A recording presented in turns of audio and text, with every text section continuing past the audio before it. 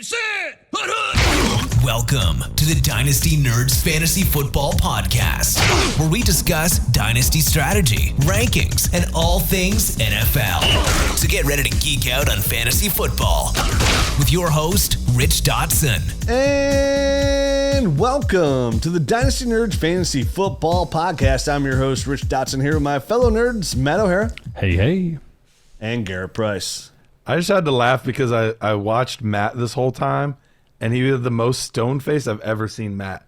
There was like zero emotion as you were talking. Wow, Stony Matt. Look at him. Look at him. Hanging out with the wrong crowd. My internet froze up. I was moving the whole time. So here we are today. This week we're talking NFL head coaches. They have all been fired. Hired, not fired. Some were fired to get hired. So here they are, and they're back. So we're going to talk about some NFL coaches. How is that going to affect your fantasy team, your dynasty team? What can we expect or kind of look at? Who we excited about, who we not excited about? I know there's a couple guys that I think's value has increased with these coaching hires. So we're going to kind of go through these guys in alphabetical order. We're going to cover both these on the Nerd Herd show and the free show. We've been saying at the end of every shows, if you've been missing out, right now, if you want to catch the Nerd Herd shows, as we're only a couple weeks away from breaking into these rookies and starting to talk about these rookies in depth. If you want access to all of our shows, all you got to do is join the Nerd Herd. Right now, we're running that awesome promo just for our podcast listeners only. The promo code is WINTER. And you get 15% off our bundles. The biggest thing you're going to get in there is obviously the Dynasty GM, the Nerd Score, and of course, the Dynasty Nerds Film Room. It's the largest access to a library you're going to get of all 22 film. Garrett, don't we have like over 750 videos right now of this incoming rookie class? Yeah, we have a ridiculous amount. I think that also includes some other guys. If you're a Devy fan, there's some 2023 and 2024. But yeah, over 700 videos. And lately, all the stuff that we've been pushing out for the most part, a good 78-80% of it has been all 22. And that's our main focus, is making sure that we're getting all those guys out. The combine list just came out recently, so we added all the names of players that we didn't have any film on yet. They were like, oh, here's a sleeper tight end that he got invited to the combine. We don't know much about him, but we better try to at least find one game on him before the combine. So we're trying to make sure that every player has at least one game that'll be invited to the combine. All of the guys that are going to be drafted in rounds 1 and 2, we're going to have probably anywhere from 3 to 5, all 22 games on them before we even get to the NFL draft. So we're working hard to make sure that it's dope in there. Yeah, so you got to check that out. Promo code WINTER, 15% off. And remember, these games are broken down, and you can watch an entire player's game in 5 minutes because it just highlights every play that player's on. We circle that player. You know exactly what's going on, all 22. Break it down. Get the Dynasty GM. Once you get the Dynasty GM, every time somebody gets it for the first time, they'll message me, oh my God, this thing is amazing. I just spent an hour in there playing around with my league. So the best way to do it is just to get it, check it out. Even if you're even somewhat concerned with that promo code WINTER for the 15% off, you just sign up for the monthly, and you're paying the price of a cup of coffee for all the tools to dominate your rookie draft. And maybe just use it for the draft season. That's fine. I promise you'll stick around longer. Check it out. Promo code WINTER. So, guys, let's talk about those coaches here. Let's dive into the Chicago Bears first with Matt Eberflus, former defensive coordinator for the Indianapolis Colts. He was there from 2018 to 2021, taking over from Matt Nagy, who was there for 3 years. And he's going to bring in Luke Getsy as his offensive coordinator. So it's fine Matt Eberflus is the head coach here, but he's a defensive guy, so we can't really expect him to bring his offensive system to the game. So I think the real focus on here from a fantasy perspective would be on Luke Getsy. Previously served as a Packers quarterbacks coach. He was their passing game coordinator as well. So obviously Nathaniel Hackett was the offensive coordinator, but now he's the head coach of the Denver Broncos. So to me, I think this is really good deal for Justin Fields, right? This is going to bring in somebody in here who had a high-powered offense, who helped the passing game to back-to-back NFL MVPs in Aaron Rodgers. So as a QB coach, he was really tied in with Aaron. It's going to really help out Justin Fields here. And this is going to be his first time as an NFL offensive coordinator, but I know he was an offensive coordinator back in 2018 for Mississippi State. And when he was there, he ran a pretty even-keeled offense there. Really like to push the ball downfield a lot at Mississippi State, and that's something that Justin Fields does well with his arm. Like, he could push the ball downfield pretty well. So that bodes well for him as well. So this is a team that's going to have what we would assume to be a high-powered, deep threat offense with a strong running game with a guy like David Montgomery. They're going to run, when he was there at the time, again, 2018, they ran a lot of 3 personnel sets, a lot of 3 wide receiver sets here. So we got to see who they're going to bring in outside of Darnell Mooney. Could bode very well for a guy like Cole Kmet, Garrett's guy, Cole Kmet, because he's an athletic tight end. And right now he's locked in as a number 2 receiver, entering his 3rd year in NFL. We all know the 3rd year is a big year for these dynasty tight ends or fantasy tight ends overall. And remember, Green Bay was always searching for that tight end. You know, Robert Tonyan heavily involved in the red zone there, but they were always searching for that good tight end. They just could never find that tight end. Robert Tonyan was a good tight end for 2020, just not as much for 2021. So when we look at Getsy, he's somebody that's going to throw the ball deep a lot, have a pretty even-keeled offense from what we've seen at Mississippi State. And, of course, they threw a ball ton in Green Bay because they had Aaron Rodgers. They no longer have Aaron Rodgers because now they have Justin Fields. And he has to turn him into anything near Aaron Rodgers' level, and he's dynasty gold.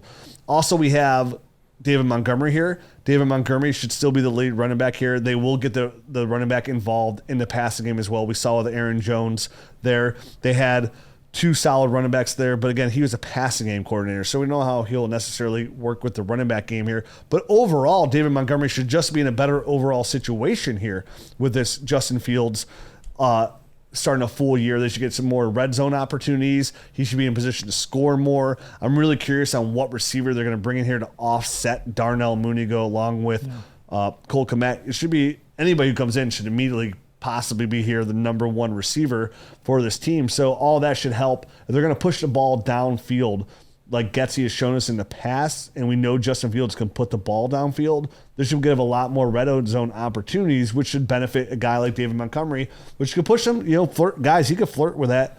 We've all seen him viable in the passing game, top 15 running back numbers for the 2022 season.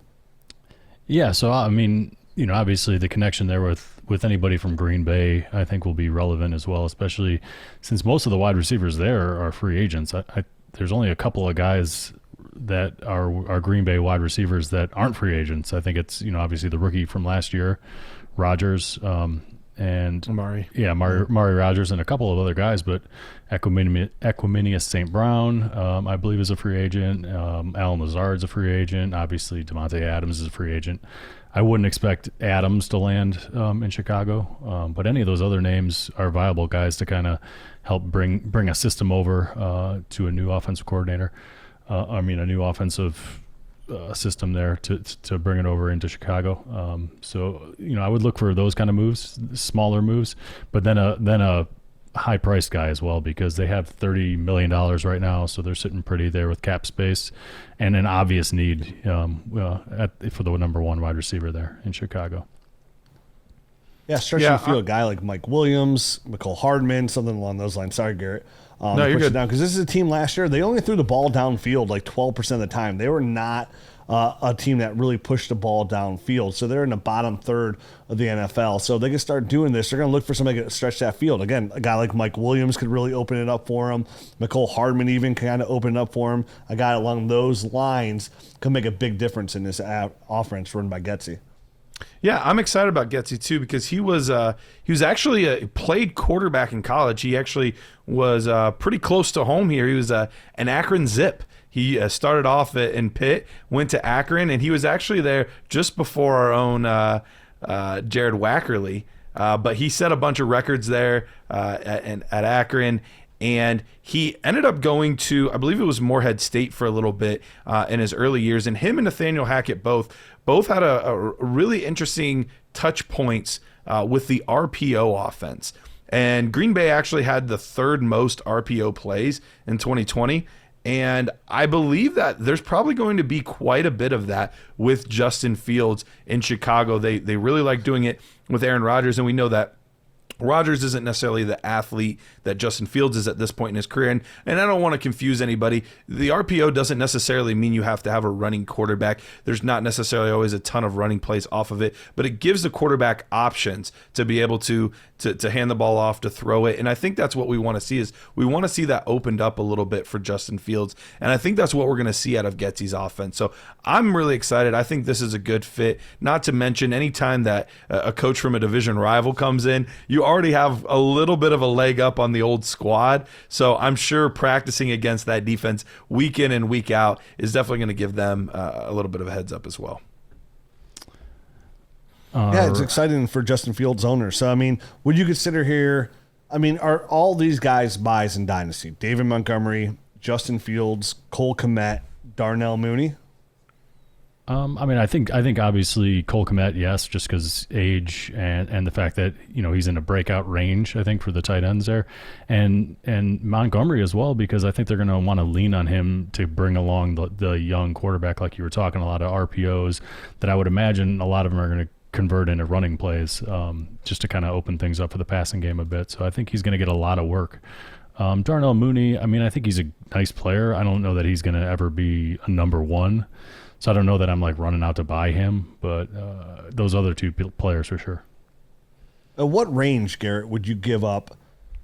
Obviously, it takes a first-round pick to get David Montgomery. Like, how high are you going for David Montgomery? Because I would consider right after those top three running backs go, if I need a running back, I don't have a problem giving up pick 1-6, 1-7, 1-8 for David Montgomery with his youth, with the potential of a contract extension. Definitely goes out and balls out this year. And I like how Matt said they're likely to lean on him with that RPO action. And we saw how viable he is in the passing game. How high, what's the most you'd give up? Say, let's just call it a first round pick, because if you approach the Montgomery owner from a draft capital standpoint, it's taking a first to get him. Like, what's Sure. what are you talking here? Yeah, and once again, to clarify, this would definitely be a contending move. I wouldn't recommend this type of thing in a rebuild or middle of the road. But, you know, if I'm a contending team and, you know, my RB2 or even my RB3 situation isn't ideal and I need to beef up that position a little bit, I think you mentioned it. I think you're about right. If I'm in a super flex league, I'm looking at right around that 1-6, 1-7 range for a player in David Montgomery that I don't necessarily expect him to have 3-4 more seasons, but give me 2 more solid seasons.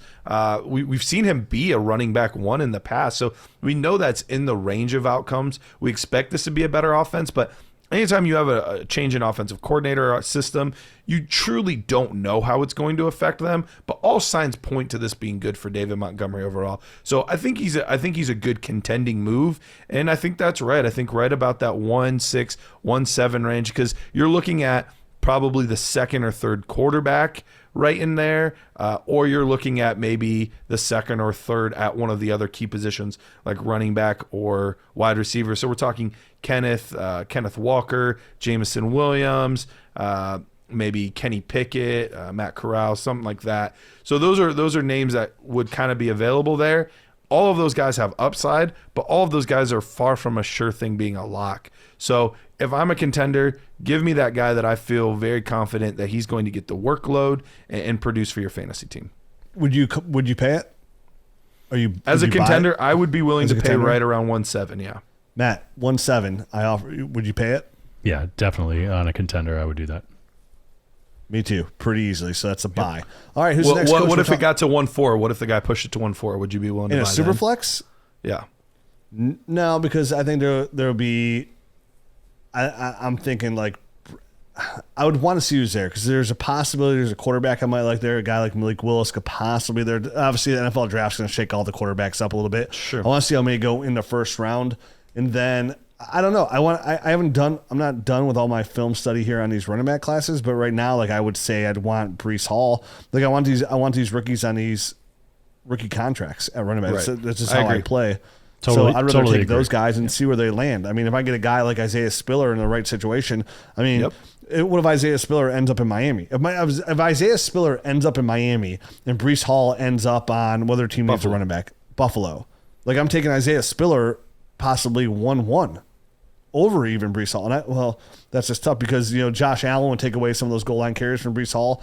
But, I mean, we know the history. We're going to talk about Mike McDaniels in the show at some point of what he gets out of his running backs. Like, that's when I play fantasy, from an analytical side, like I like to look at past seasons and where those statistics come from. And one thing we've seen for sure, like out of Miami, is with Mike McDaniel's run game, is he consistently provides us a high-end fantasy football running back. So, to me, giving up David Montgomery for a chance to get a guy like that who's got the fresh rookie legs in a better situation, I'd be a little bit more hesitant. That's why I'm feeling even more comfortable that 1.6, 1.7 range, because I know for sure at 1.7, even in a super flex league, those guys won't be there, right? If Breece Hall goes to Buffalo and Isaiah Spiller goes to Miami, even in the Superflex League, those guys won't be there at 1.7. They're going to go ahead of Treylon Burks. They're going to go ahead of Garrett Wilson. Some of these receivers are going to land in situations that might not be as ideal. Cleveland's going to draft a receiver most likely at 13.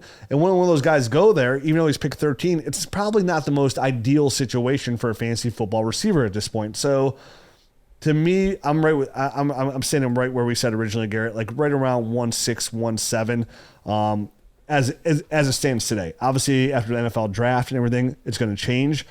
But even then, you're more likely to get pushed down because now the rookie fever is taking full effect, and you've had to draft, you've had to combine, and you're in love with these. And the number one player going to get bumped up in all of these Superflex drafts is going to be the quarterbacks. So, yeah, right around 1.7 for a contender for David Montgomery. Matt, who's next?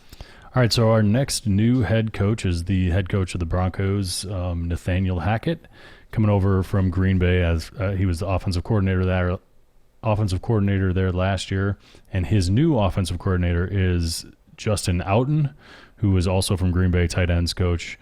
It's going to be Hackett calling the plays, so he's really the guy that we got to be concerned about from a fantasy standpoint. And his past, I didn't realize went back quite so far, but he was actually a guy that got in the league with John Gruden back in Tampa Bay, like 2006. And then from there, he kind of latched on with Doug Marrone and followed him around the NFL for a while. And really, he was offensive coordinator there in Jacksonville when Doug Marrone got elevated to, intern head coach and then the real head coach there. But then he was canned. Nathaniel Hackett was canned like mid-year, kind of as a move to save, I think, Doug Marrone's own butt. And then he ended up the following year kind of latching on there in Green Bay with Matt LaFleur. So he's been there ever since, I think, 2019, I believe. Yeah, 2019, he got that job. Yeah, so, it's his offense, obviously, he wasn't the guy calling the plays, it's LaFleur. What we have to glean from that, I'm not sure. We're hoping that he's bringing the running game and all that kind of stuff, from LaFleur's / Shanahan / whoever else is in that same tree, Gary Kubiak / Mike Kubiak, you know what I mean? / it goes back quite a way. So, the Broncos right now, it's kind of a big question mark as to who their quarterback's going to be. Obviously, they're set at running back and all the wide receivers. Yeah, they are. They got a ton of weapons, but they really need to fill in that number one position, and that's going to be Nathaniel Hackett's biggest task, and that's why I think a lot of people are kind of linking Aaron Rodgers with the Broncos just because they have the room, they have the cap money, they have $40 million. Nathaniel Hackett's obviously coming right there from Green Bay, so it's somebody that Aaron Rodgers will be very familiar with. I will see if it happens, and until then, I think we're kind of in a little bit of a holding pattern as far as what to expect from some of these players. But it's at least a good system, and I'm excited for all the players that are in it right now. I'll be more excited once I know who the quarterback is, though. Yeah, I mean, this is about as clear as both of your guys' 4K cameras over there. Like, I mean, it's just crystal clear. You guys look great. And to me, this is a definitely an obvious move to try to lure Aaron Rodgers over, right? This is offensive coordinator.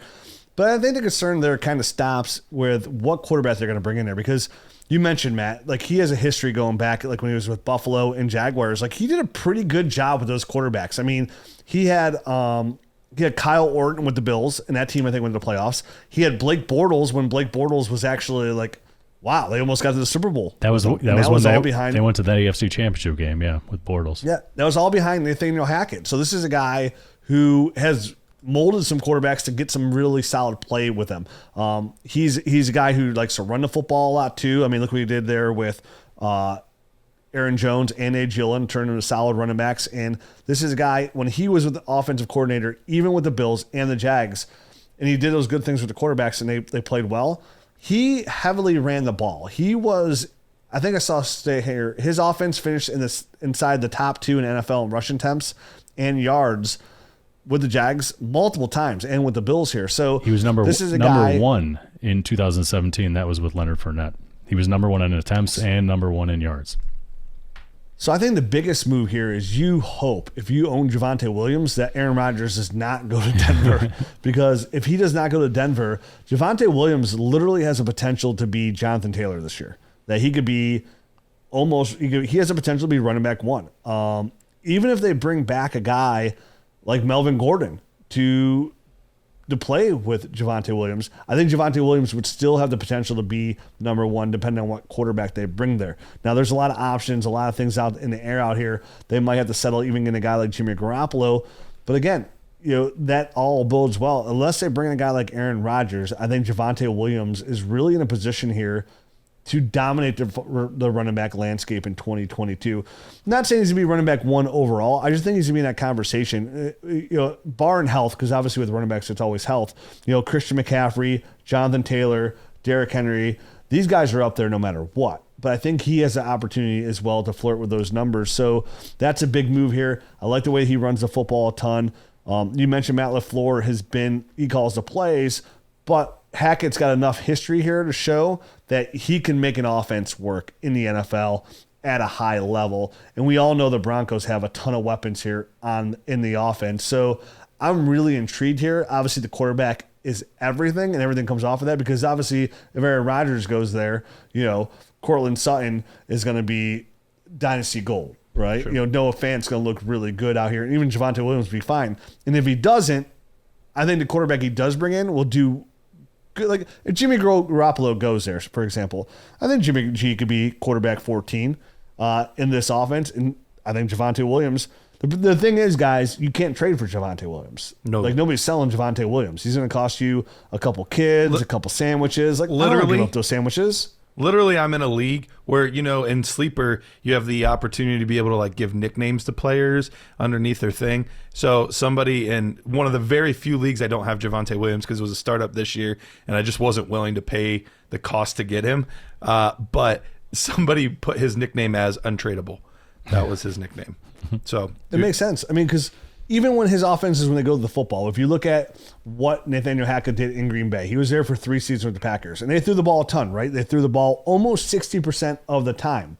But out of that 60%, 21% of those throws went to the running backs. Yep. So there's he is somebody that he keeps those running backs involved in his offense somehow, some way. Well, so I think this.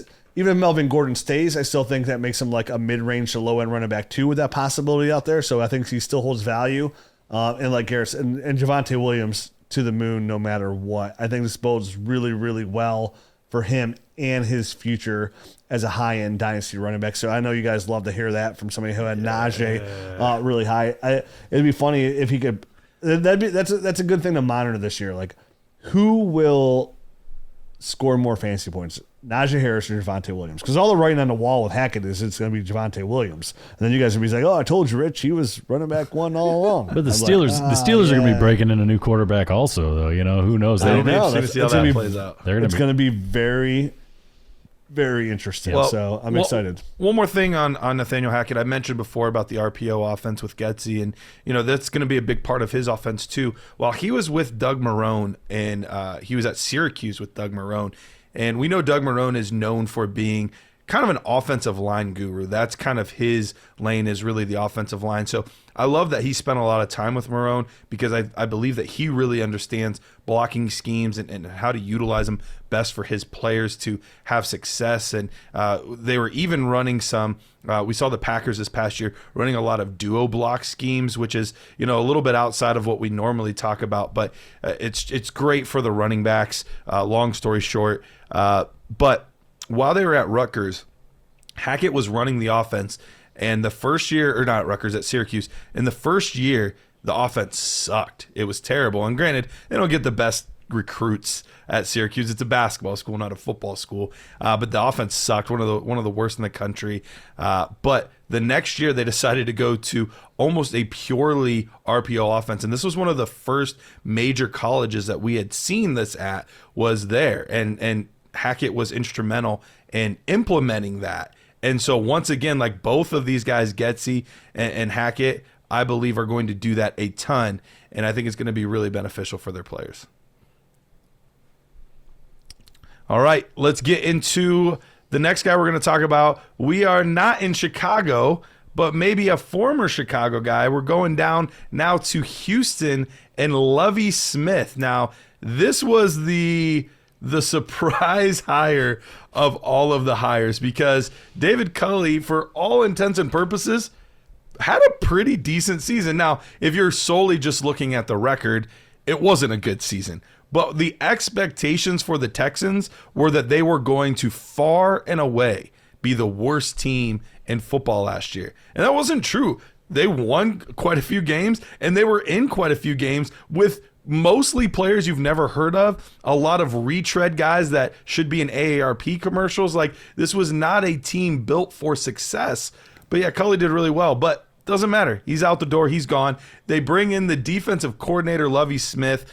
Lovie Smith has bounced all over the place. We know his most success was in Chicago, but the important part is that they're bringing in Pep Hamilton as the offensive coordinator. Now, Pep Hamilton was already with this team, but he was the quarterback's coach last year. So now he's moving into the offensive coordinator role, where he's going to really get to put his fingerprint on this team. We've seen him be successful in grooming young quarterbacks before, and we saw the kind of a little bit surprising success of Davis Mills. Now, I was a fan of his coming out of college, but even I wouldn't have guessed that he would have been as successful as he was with this terrible team in his first season. But we saw a lot of good success there, and Pep Hamilton has gone from being, kind of this quarterbacks guy to, now elevated offensive coordinator. And there were teams that were wanting to interview him potentially as a head coach already. So this is actually a sneaky good offense, and they're finally starting to recoup some of that draft capital that they had lost for so many seasons. So keep an eye out for this offense. But what do you guys think about what's going on in Houston?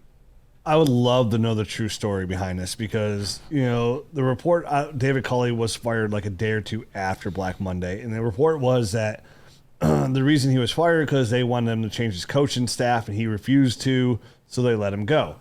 Then they just hire their defensive coordinator, who hires their quarterback coach to be their offensive coordinator, and they keep the same coaching staff, which is crazy because Lovie Smith, the Texans' offense was somewhat surprising last year, and it kind of won them some games. The defense was terrible. And guess who ran the defense? Lovie Smith. And I know he took the Bears to the Super Bowl. He was the Bears super coach from 2004 to 2014, went to the Super Bowl. He was the Bucs head coach for 2014 to 2015. But this is a guy, when you look at him, that has not had a winning season when he even was in college or the NFL since 2012. It's been a decade since this guy had a winning season in the NFL. I mean, his record's 43-77. It's just not very good. He saw a terrible defense when he was the head coach. His team never ran the ball, through the ball. They're a solid run team.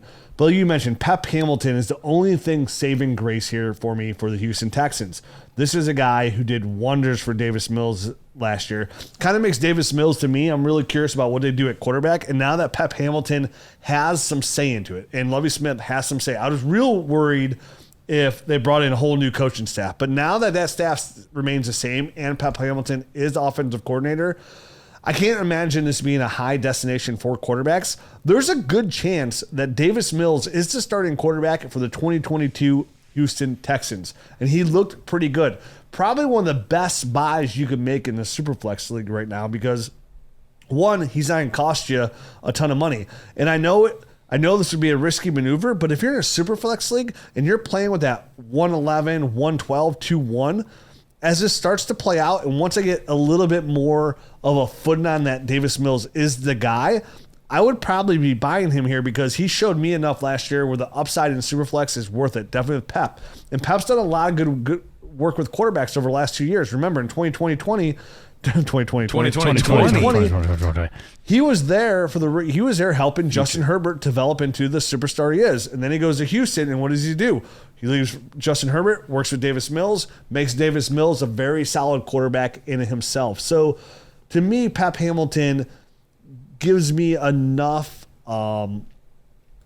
encouragement. I don't know what weapons they're going to have out there besides Brandon Cooks, honestly, but at least I know that he can develop the quarterback a little bit. So we don't know who the running back is going to be. We know Rex Burkhead is there. That doesn't get my juices flowing. I went literally from midnight to 6 o'clock. And they have Brandon Cooks. So to me, the number one buy here in Houston is Davis Mills. And I don't necessarily want to give a first-round pick for him, but I would love to find a player on my roster that maybe in the Dynasty community is a little bit more adored than I want to him. You know, like it was just Valentine's Day, and I gave him a lot of cards. Maybe some of that, you know, I gave my least favorite card to.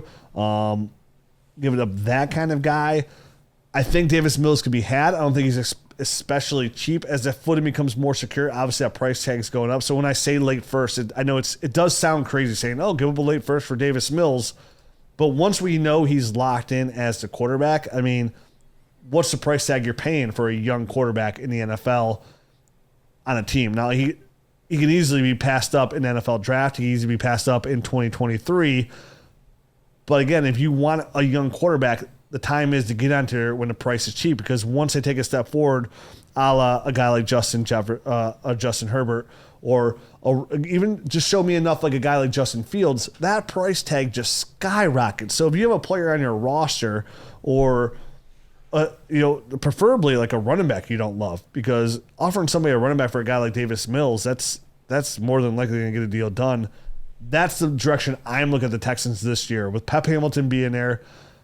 Once I see that they don't trade for Garoppolo or something along those lines, he's the number one buy for Houston for me in a Superflex league. Yeah, I mean, I totally agree. It's, if you look back at his history, it really started with Andrew Luck. That's when he kind of took off, and that was in college. That was at Stanford. He was a quarterbacks coach there at Stanford, and then he followed him to Indianapolis. Once Andrew Luck went on to the NFL, it's been Andrew Luck. It's been, like you said, Justin Herbert, and then this past year he got a lot out of Davis Mills. This was a guy that was a later round draft pick that people weren't like, no one was super high on. Everyone thought he was maybe a good pro ready type of guy, but maybe he didn't have a ton of upside. But he showed pretty well. So I think Davis Mills right now, with the Pep Hamilton being the offensive coordinator, is kind of the guy I would go after, because there's no one else in that offense really to hang your hat on at all. So what out? I'm going after Davis Mills. Richie's the only guy there to go. Well, hey, Brandon Cooks is a great buy for our contending team. He is for sure. Well, obviously, if you like Davis Mills, you got to like Brandon Cooks. He's got to throw the football to somebody. There's really nobody else, Hey, honestly, too, another guy who I'm very interested in there, too, is Niko Collins. Like, I still like Niko Collins. I think he flashed last year before that shoulder injury that banged him up, too. So I think Niko Collins is a buy. I think Brandon Cooks is a buy. And I think Davis Mills are a buy for Houston. And Brevin Jordan, too. I think we mentioned it. And Brevin Jordan showed strong there, too, at the end. We mentioned it a few podcasts back. So it's going to be, I think, a young cast, and we'll see how they come along. But Pep Hamilton, he does good things with quarterbacks. I think that's kind of his track record. So we'll see going forward. Speaking of Brevin Jordan, I've been trying, this is my favorite time from here until forever, until the season started. I just like throwing out tons of Dynasty trades. It's just it's what I like to do. It's what makes Dynasty fun. I need that flow. I need that action. And I've been looking for Brevin Jordan owners, and I've been trying to get him as a throw-in, and it's like I'm duck hunting. Well, if you can't get him there, a great place to get him, Rich, would be on PredictionStrike.com. Oh, yeah. If you can head over there and buy up most of the Houston Texans offense, because there's really nowhere else for them to go but up. So if anything, it's going to be cheap, and there's a lot of upward momentum possible there. But you can go to PredictionStrike.com. You can download their app. Beautiful website, beautiful app for iOS. You can buy, sell, hold shares of players just like you would real, actual stocks. The value changes based on game performance, but also who is buying and who is selling these guys. If you go there and you use the promo code Dynasty, you get a free share of a player with your first deposit of $20 or more. That's right. Free share, absolutely free. We love free with your first deposit of $20 or more. Use the promo code Dynasty to get on the action at PredictionStrike.com. Yeah, Davisville's can't cost much on there. Get on that action. So moving on next year, let's talk about Doug Peterson for the Jacksonville Jaguars. This is one of the head coaches that really got me excited from a dynasty output standpoint. I'm really, really excited for Trevor Lawrence owners. You know, if you drafted Trevor Lawrence 1-1, if you gave up the farm for him like Rob Wozniak did, you know, hey, sorry, Rob, you know, good trade for me, not so good trade for you, possibly. We'll know. We'll find out. But this year is a good year for the Jacksonville Jaguars fantasy football owners. I think there's three players I'm really excited about here. Trevor Lawrence, because Doug Peterson has thrown the ball historically 60% of the time. Like, he throws the football a ton. I mean, he's this guy who has an offense that were top 12 in scoring in all four of his first seasons there in Philadelphia. So he likes to throw the football a ton. He made Carson Wentz look good, and we all know Carson Wentz isn't that good now. So look, he was a little mirage filler out there. But we know he likes to throw the football a ton. And he really likes to target the tight ends a lot as well. Like, he heavily targeted the tight ends out here. He threw the ball 60% of the time. Now, under his offenses, he would throw the football about 17% of the time to the running backs. But what I really get excited about here is the combination of him and their offensive coordinator, Jim Bob Cooter. Man, you remember Jim Bob Cooter down there from the Detroit Lions? I sure do. Man, Jim Bob Cooter used to get that football there. You know what he used to do? He used to love to throw that football to those running backs, too. So he'd throw that football to those running backs. And I know they just drafted one of those running backs that like to catch those footballs. And his name was Travis Etienne. First round, former roommate of Trevor Lawrence. Lose my little Jim Bob Cooter. He probably doesn't even talk like that, but I can't help myself. You know, Jim Bob Cooter in Detroit, like, he really liked to target the running backs in the passing game. And I know Doug Peterson loves to run the combo running back. So he's going to use James Robinson and Travis Etienne here. So I think those two guys are going to kind of eat into each other from a ground standpoint. I think it lowers the value of Etienne from that outlook. And I think it certainly hurts James Robinson, who's a must sell for me in Dynasty. But I think this is really good news for Travis Etienne and whatever tight end. I don't know if it's going to be Dan Arnold, but whatever tight end, I would not be surprised with how much money they have if they make a run at like a guy like Mike Gesicki, right? They need more weapons for Trevor Lawrence. Mike Gesicki's that big athletic tight end.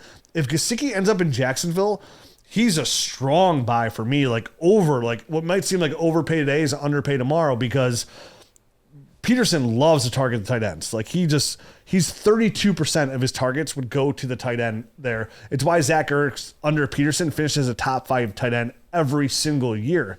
So throwing the ball 60% of the time with a well-established quarterback like Trevor Lawrence, like, the sky's the limit here for these weapons. I'm out on James Robinson, and I know I've been out every single year, but this, like, looking at the statistics of what Jim Bob Cooter does and what Doug Peterson does, really seems like they're going to eat into each other enough. I'm really excited for Travis Etienne and his pass catching ability. I think they're going to run a lot of RPO here in Jacksonville as well, and I want the tight end. I don't know what quarterback's going to be, the receiver is going to be. Maybe they re-sign DJ Shark, which I would love it, because they're going to push the ball downfield. They're going to throw the football a ton. I think there's a lot of optimism here in Jacksonville for some really good bargains in your dynasty leagues. Again, I'm flipping James Robinson, but I don't think the price tag's cheap on Travis Etienne, but I think he could still be bought. Obviously, the price tag's not cheap on Trevor Lawrence, but certainly cheaper than it was this time last year in Superflex. I have an actual trade that I just recently completed for Trevor Lawrence, if you want to hear it. Oh, you know my ears are dripping with curiosity. Dripping. All right, so this is, I mean, if it's going to be a Trevor Lawrence trade, it's going to be a big boy trade. I gave up. I got my pants on. I gave up Najee Harris, the only share I had. Gave up Najee Harris, David Montgomery, and Rashad Bateman, more of a rebuild team. I got in return Trevor Lawrence, a first in 2022, which ended up being 1-6, a first in 2023, and a second in 2023. Wow, where's that bottle? I mean, that bottle of lube has to be empty. You got to hold it up. It's got to be empty for how much you slapped on those butt cheeks. Because you really, what a deal for you. Yeah, I mean, you're giving up Najee Harris, which Sure. Okay. I mean, I'd rather have Trevor Lawrence than Najee Harris. Short, This is yeah, Superflex, short right? term, right? Yeah, Is it Superflex, Garrett? This is Superflex, yep. yeah, it's got to be. Yep, and What I a got trade 2 for you. firsts, one of them being 1-6, one in 23, and then a second in 23. So yeah, felt good about it, and those were all players I liked. You know, I thought Najee Harris obviously shorter window, but still we're expecting another top 10 season from him next year. David Montgomery not that far behind, just a little bit older. And, you know, Rashad Bateman is a guy that I'm a fan of. I know, you know, people question the offense and whatnot, but if these like wild rumors about Marquise Brown are true, his value did go up. So we'll see. Well, there you have it. I mean, Garrett just showed you like the value of those good hot name running backs, right? Like these are trades I love to make for running backs because one, you got 1-6, you're immediately filling that running back hole, like immediately at 1-6, and then you get Trevor Lawrence, a very highly looked at quarterback that offers a ton of upside, who has a head coach that's going to come in and throw the ball an absolute ton. So good deal for you. I think now's the time to trade for Trevor Lawrence because there's still not enough around him. Like every move they make from free agency on, this team has a ton of money, is going to increase the value of Trevor Lawrence. So they sign a guy like Mike Gesicki, the value's going to go because everybody's going to talk about like all these stats about what Doug Pearson's done for the tight ends in his offense. What they could do, it's going to come out. So everything you're going to see here, because with his offense, this is a guy where he's produced in Philadelphia with Wentz. Wentz was quarterback 4, 10, 21.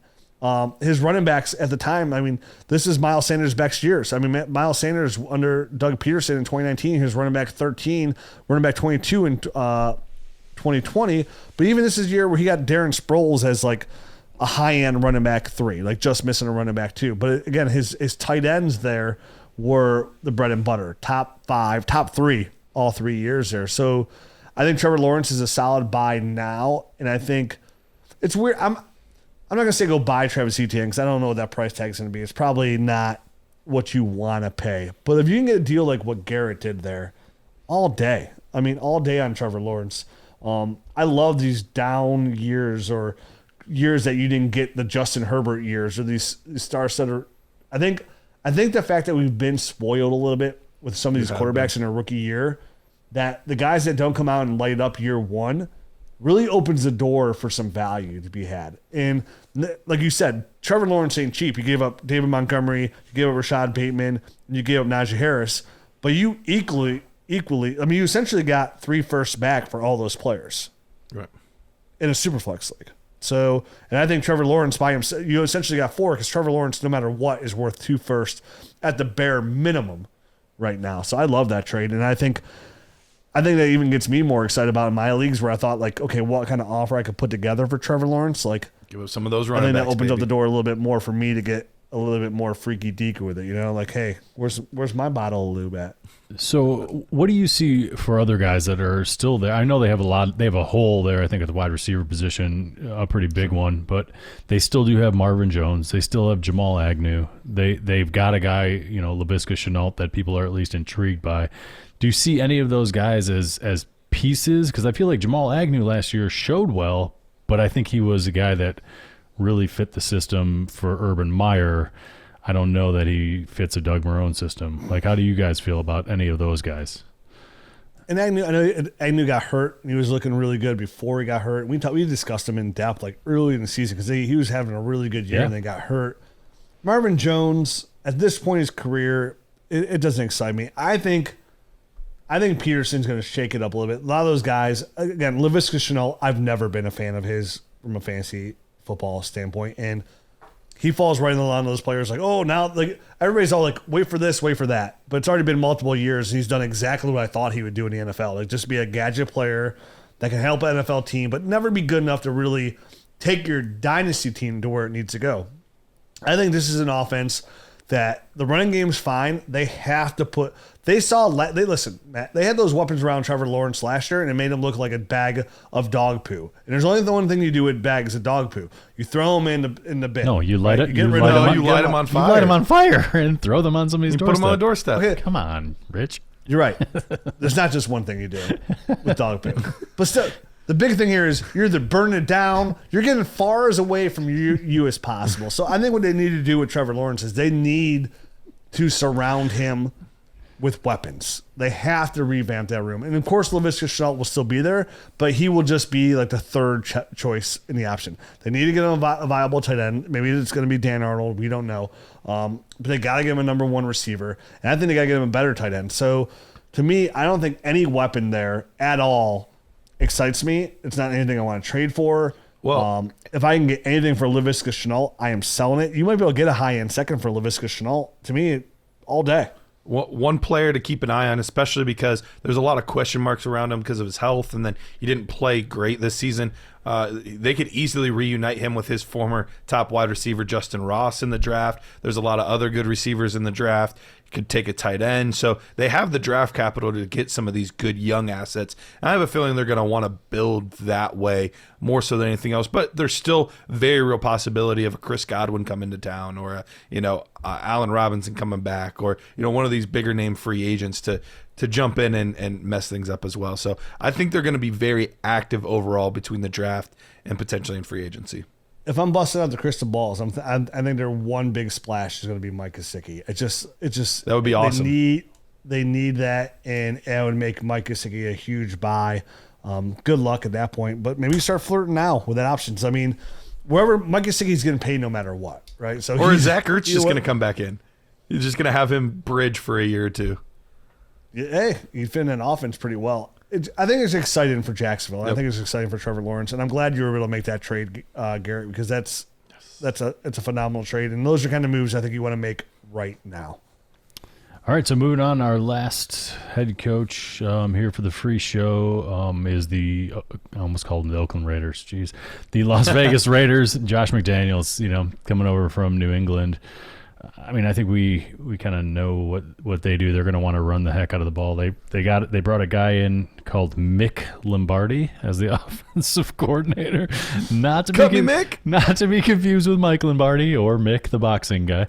Mick Lombardi. So I mean, I think Josh McDaniels has shown that when he needs to run the ball, he's going to run the ball. When he needs to pass the ball, he's going to pass the ball. It's a very multiple offense, but they are very run heavy, I think, is where their base is.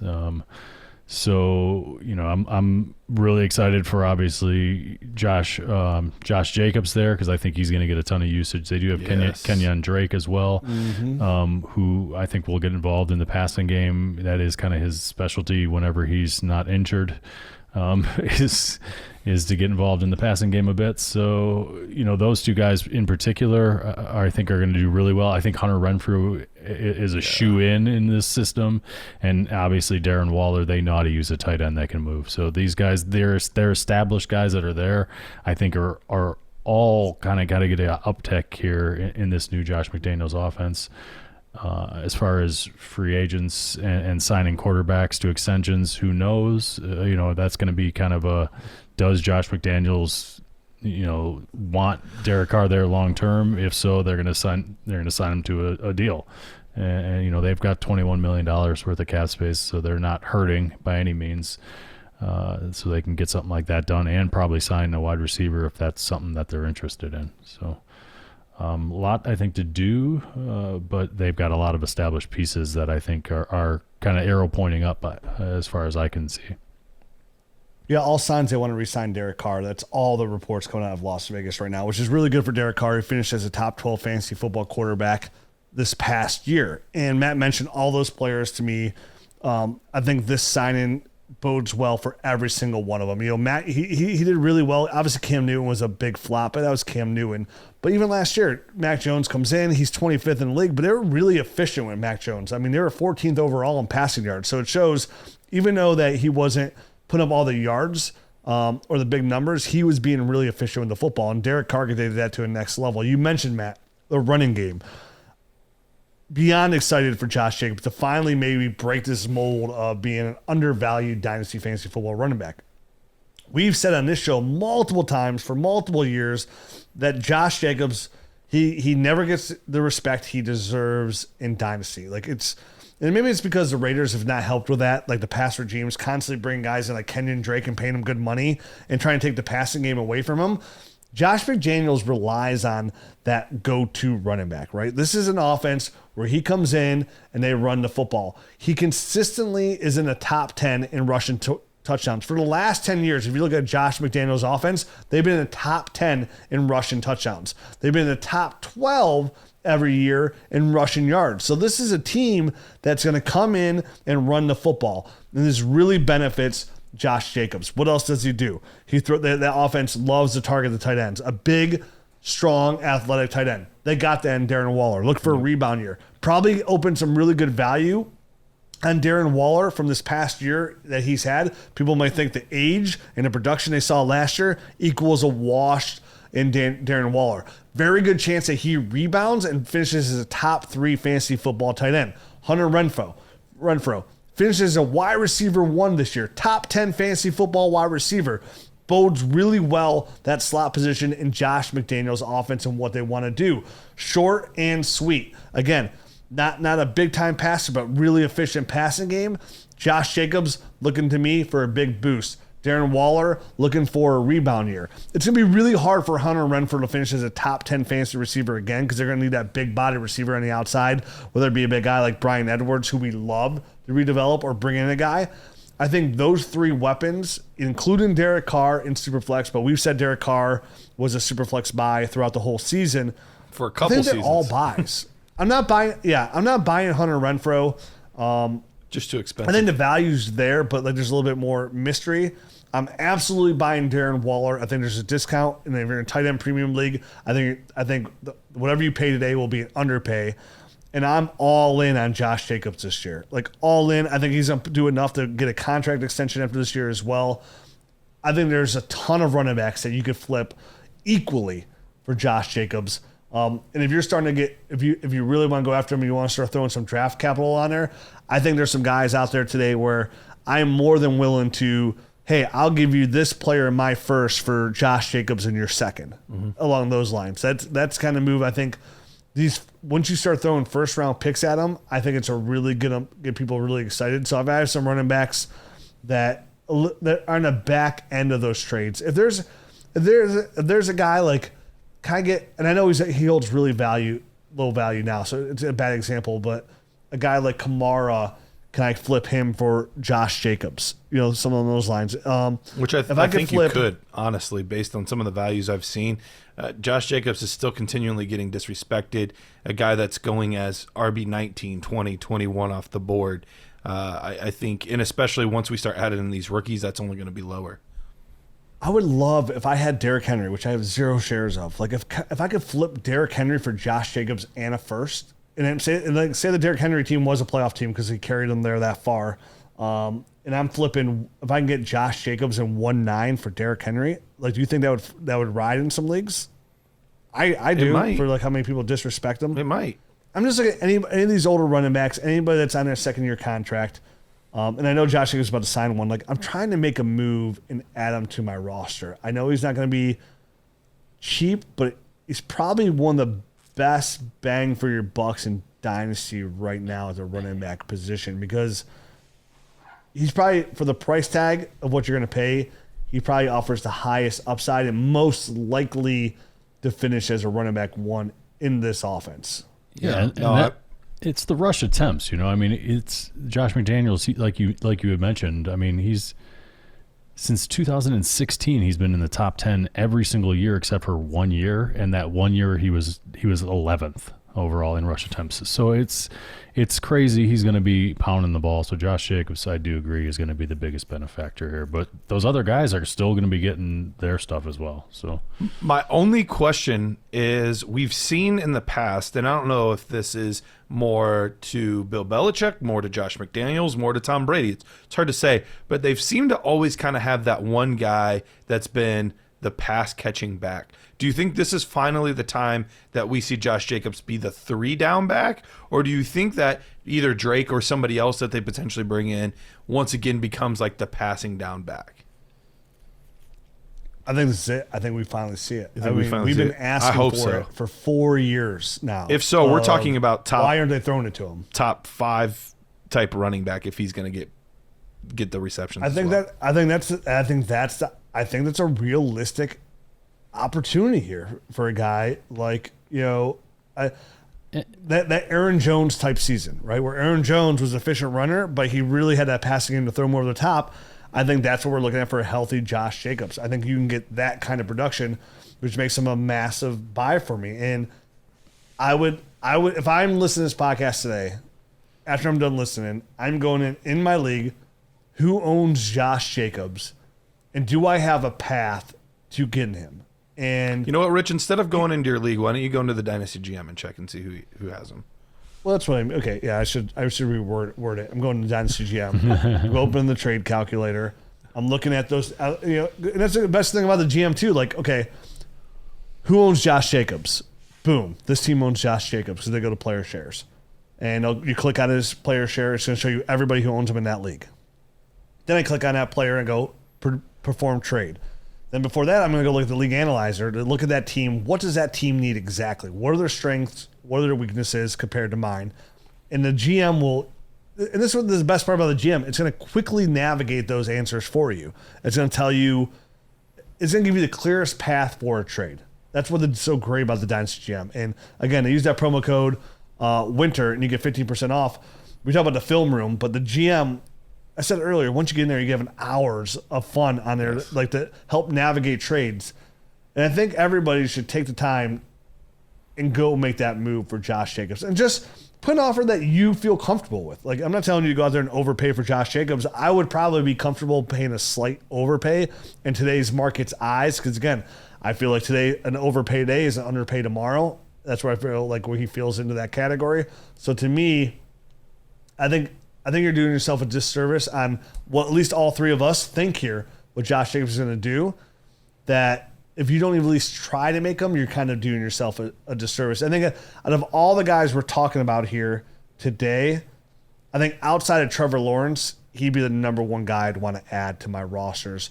Out of all the coaching staff people that we talked about, that's going to help me win a championship. Obviously, Trevor Lawrence is most likely going to help you win a championship next year. I think if you're looking for the number one player to help you win a championship next year that can be bought for the value, I think it's going to be Josh Jacobs of the Las Vegas Raiders for the 2022 football season. So I was just trying to quickly look up some stats from Josh McDaniels' time in Denver. And in 2009, when he was there with Denver, Notion Moreno and Coral Buckhalter, they kind of split carries, but there wasn't a defined passing back and like a starting kind of 2-down thumper. They both had around 30 receptions. So, and Moreno had more yardage, more rushing yardage. Almost 1,000 yards rushing. So, I think history, far back history, albeit when he was a head coach there in Denver, he did have a guy that kind of did everything. I think that was Notion Moreno, and then a second back that did everything as well. So it wasn't like a defined one, a passing down back. So hopefully we'll see a little bit more of that as well here in Las Vegas. Oakland, dang it, in Las Vegas. Never gonna happen. Yep, that's it. So let's end on this. Say we'll go Superflex. It's a predominant new way to play. What's the highest pick you give up for Josh Jacobs? We're going contender again, right? We're going contender. And so obviously any trade inside the top 6 is something you kind of traded for, lucked into. Sure. Or like... You just had a bunch of injuries, but you're actually a contender. So say you're a contender. I'll flip this 2 ways. One, you have any draft pick. What's the highest pick you give up for Josh Jacobs in a Superflex league? Because I'm probably going up there right around... that 4, like everything I said about David Montgomery, where I didn't feel comfortable with those other running backs. Like I feel a lot more comfortable with Josh Jacobs. Like I wouldn't have a problem going like that 5 range. I was gonna say I feel like this, like we're sandwiching this whole conversation, right? We started off with the Bears and Montgomery. Now we're ending here with with another running back from the same class who we think was better then, and I still think is better now. So yeah, I think we started with 7. I would go up a couple picks, probably 5, and feel comfortable with that. But not in super flex. Yeah, I think no. I think 5 only because maybe again 6, the quarterbacks. 6. I feel 6. One spot high. One more. One spot. One. Okay. It all depends on where I think Isaiah Spiller is going to end up, because I think their value is very similar to me, Josh Jacobs and Isaiah Spiller. So, if I think Isaiah Spiller is going to go around 4, then I would say that. If I think he's going to go around 6, I think it would be that. So I would maybe look at your league, where he's going to go, where he's going to get drafted. But I think they have very similar value. Obviously, Spiller a little more so for a rebuild team, and Josh Jacobs a little more so for a. Dude, I got the player, and his values already had the dip for all you lovers out there. But we said to sell the moment he came back. If you could flip Cam Akers for Josh Jacobs right now, 100%. all day, I would too. Every day. I think it would too. All day. It's close I for would me, bet but yeah. It's not close for me. 10 out of 10 times. And again, this isn't even. I don't think Cam Akers is a bad running back. I just don't know how efficient he's going to be. No. I think 10 out of 10 times if you own Cam Akers and you offer him the Josh Jacobs owner, the Jacobs owner would accept that almost 10 out of 10 times. 9.5 out of 10. Yep, I think probably with how so. hot his name is right now. Probably so. And I don't think, And that's what I was trying to think of. I was trying to think of a running back that you could flip for him like pretty easily. Like obviously Derrick Henry, you want something back. Maybe you could flip David Montgomery equally for Josh Jacobs. But I think Cam Akers is the one that pops in my head going, yeah, that deal would go through every time. I don't think Akers has looked particularly good in the playoffs. I mean, his yards per carry haven't been fantastic. No. And granted, a lot of that can be on the offensive line too, but this isn't an offensive line that I expect to get better. We expect Andrew Wentworth to retire. Austin Corbett's a free agent, and they don't have a ton of money. So, like, it's always going to be throw first. Yeah, so I don't know how this offensive line's better than this year, and I think it was just okay this year. And, Akers was fine, but I don't think he was anything more than that. Yeah, he had like 2 good runs. And in the Super Bowl was 1 run in the second half where he moved the pile there to the end zone. Sure. So to me, it's almost like he tore his Achilles. Maybe lost a little bit of explosion. It just shows me more and more that this is the guy, like, you have to sell Akers this offseason. We said to sell him as soon as he came back because his value was so high. People were, like, bumping him up to the second-round startup grades. I just found you guys a player. If you own Akers, trade him for Josh Jacobs. That can be in the end of 2022 as you get ready down to the 2023 season. That's it. You guys have anything else to shill out here before we move on to the nerd episode? Talk about some Mike McDaniel for the Miami Dolphins. That's exciting. I don't have anything else, man. Nope. We're good. All right, we'll be back next week. Next week, we're going to start talking a little pre-combine action. We haven't done this in a while. We're going to give you our top 10 Dynasty players at each position. We're going to do running backs next week for this show, and then do tight ends, quarterbacks for the Nerd Herd show. Kind of break it down where we each stand in our rankings, and then break those down for the wide receivers and tight ends the following show. And then we're doing combine, which would be funny. We got to time it up because I'll be in Mexico that week. Ooh, that following week, getting suntan, getting those. Yeah, I'm gonna miss a show somehow, some way. So you guys might have to break down the combine out without me. We'll have to see. I don't know. I think I might go to the combine. I leave for Mexico like March 12th, I believe. Oh, the combine will be over then. I know, but we won't break it down until that fall. Like the 7th, 8th, and 9th is when all the running backs go. So we won't break the combine until that Tuesday.